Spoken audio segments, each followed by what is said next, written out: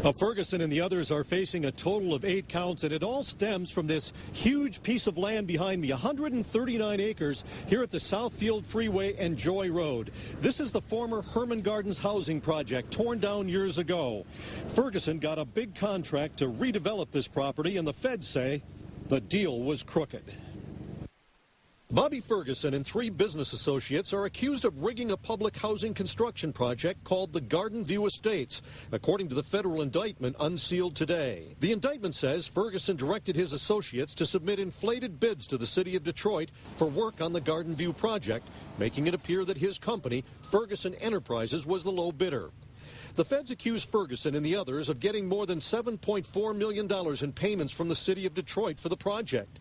But what may be most troubling about all of this is that Ferguson is accused of dumping truckloads of contaminated material at the Garden View Estates.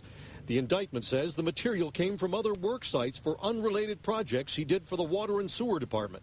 By dumping it here, Ferguson avoided paying hundreds of thousands of dollars in costs to properly dispose of the contaminated soil.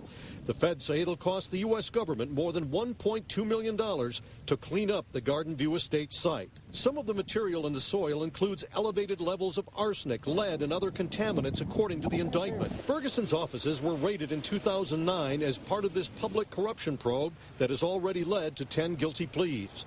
Former Mayor Kilpatrick, who is a longtime friend of Ferguson's, has been charged with 19 criminal counts, including mail fraud.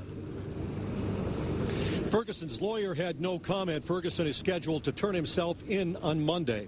Now, coming up at 6, all new and only on 7, the investigators dig deeper into Bobby Ferguson's checkered past and how this pal of Kwame Kilpatrick's wound up on the Fed's radar screen.